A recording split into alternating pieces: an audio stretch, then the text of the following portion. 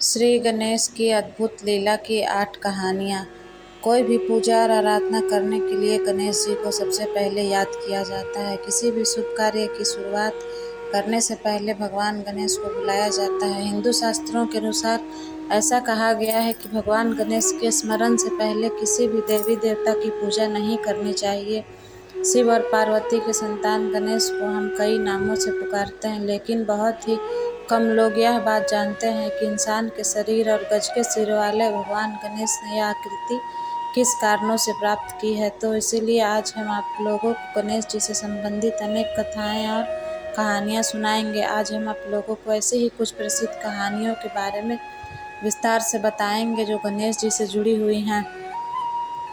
गणेश के वाहन मूषक की कहानी।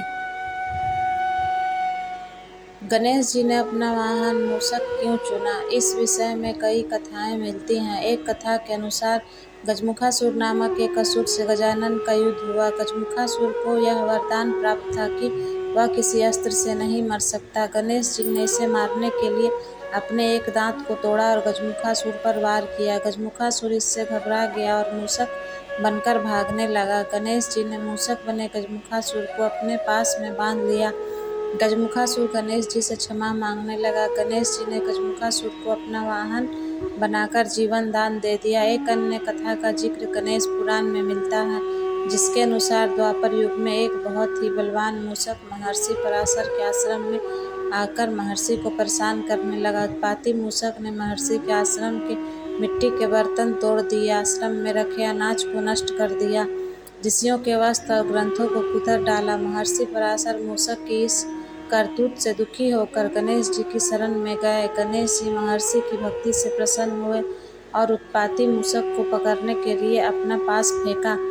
पास मूषक का पीछा करता हुआ पाताल लोक पहुंच गया और उसे बांधकर गणेश जी के सामने ले आया। गणेश जी को सामने देखकर मूषक उनकी स्तुति करने लगा। गणेश जी ने कहा, तुमने महर्षि पराशर को बहुत परेशान किया है, लेकिन अब तुम मेरी शरण में हो, इसलिए जो चाहो वरदान मांग लो। गणेश जी के ऐसे वचन सुनते ही मूषक का अभिमान जाग उठा। उसने कहा कि मुझे आपसे कुछ नहीं चाहिए, अगर आपको मुझसे कुछ चाहिए तो मांग लीजिए। गणेश जी मुस्कुराए और मूषक जी से कहा, तुम मेरा वाहन बन जाओ। अपने अभिमान के कारण मूषक गणेश जी का वाहन बन गया, लेकिन जैसे ही गणेश जी मूषक पर चढ़े, गणेश जी के भार से वह दबने लगा। मूषक ने गणेश जी से कहा, प्रभु, मैं आपके वजन से दबा जा रहा हूँ। अपने वाहन की विनती सुनकर गणेश जी ने अपना भार कम कर लिया। इसके बाद से मूषक गणेश जी का वाहन बनकर उनकी सेवा में लगा हुआ है। गणेश पुराण में यह भी वर्णन किया गया है कि हर युग में गणेश जी का वाहन बदलता रहता है। सतयुग में गणेश जी का वाहन सिंह है, त्रेता युग में गणेश जी का वाहन मयूर है और वर्तमान युग यानी कलयुग में उनका वाहन घोड़ा है। गणेश जी की एक कहानी। एक बार गणेश जी एक लड़के का वेश धरकर नगर में घूमने निकले। उन्होंने अपने साथ में चुटकी भर चावल और चुल्लू भर दूध ले लिया। नगर में घूमते हुए जो मिला उसे खीर बनाने का आग्रह कर रहे थे। बोलते, माई खीर बना दे। लोग सुनकर हंसते। बहुत समय तक घूमते रहे मगर कोई भी खीर बनाने को तैयार नहीं हुआ। किसी ने ये भी समझाया कि इतने से सामान से खीर नहीं बन सकती, पर गणेश जी को तो खीर बनवानी ही थी। अंत में एक गरीब बूढ़ी अम्मा ने उन्हें कहा, बेटा चल मेरे साथ, मैं तुझे खीर बनाकर खिलाऊंगी। गणेश जी उसके साथ चले गए। बूढ़ी अम्मा ने उनसे चावल और दूध लेकर एक बर्तन में उबलने चढ़ा दिए। दूध में ऐसा उफान आया कि बर्तन छोटा पड़ने लगा। बूढ़ी अम्मा को बहुत आश्चर्य हुआ, कुछ समझ नहीं आ रहा था। अम्मा ने घर का सबसे बड़ा बर्तन रखा, वो भी पूरा भर गया। खीर बढ़ती जा रही थी, उसकी खुशबू भी चारों तरफ फैलती जा रही थी। खीर की मीठी मीठी खुशबू के कारण अम्मा की बहू के मुंह में पानी आ गया। उसकी खीर खाने की तीव्र इच्छा होने लगी।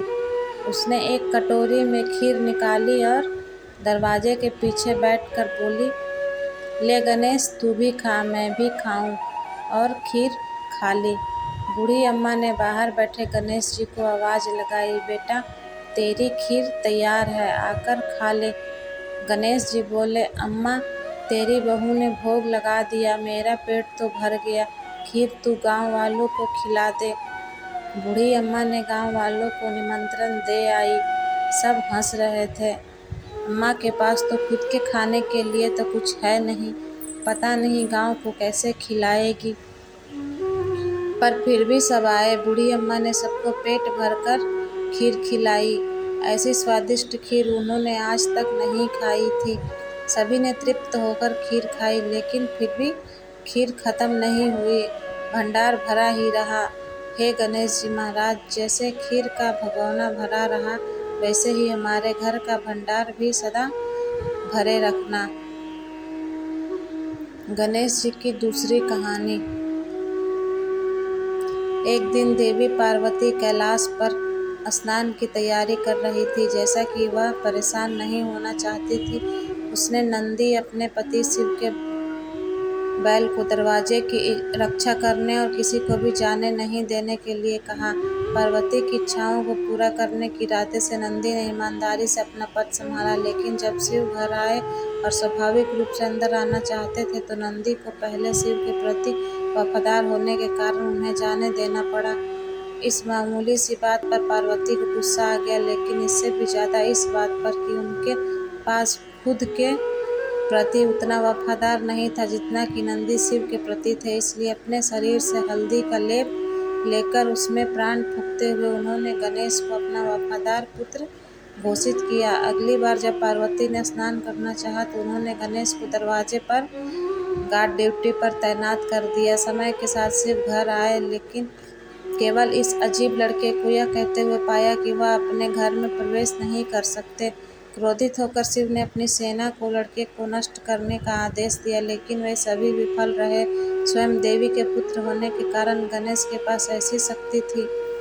अगली बार जब पार्वती ने स्नान करना चाहा, तो उन्होंने गणेश को दरवाजे पर ड्यूटी पर तैनात कर दिया। समय के साथ शिव घर आए, केवल इस अजीब लड़के को यह कहते हुए पाया कि वह अपने घर में प्रवेश नहीं कर सकता। क्रोधित होकर शिव ने अपनी सेना को लड़के को नष्ट करने का आदेश दिया, लेकिन वे सभी विफल रहे। स्वयं देवी के पुत्र होने के कारण गणेश जी के पास ऐसी शक्ति थी, इसने शिव को चौंका दिया। यह देखते हुए कि यह कोई असाधारण बालक है, आमतौर पर शांतिपूर्ण शिव ने फैसला किया कि उन्हें उनसे लड़ना होगा और अपने दिव्य क्रोध में गणेश के सिर को काट दिया, जिससे उन्हें तुरंत मार दिया गया। जब पार्वती को यह पता चला, तो वह इतनी क्रोधित और अपमानित हुई कि उन्होंने पूरी सृष्टि को नष्ट करने का फैसला किया। ब्रह्मा विष्णु निर्माता होने के नाते स्वाभाविक रूप से इनके साथ उनके मुद्दे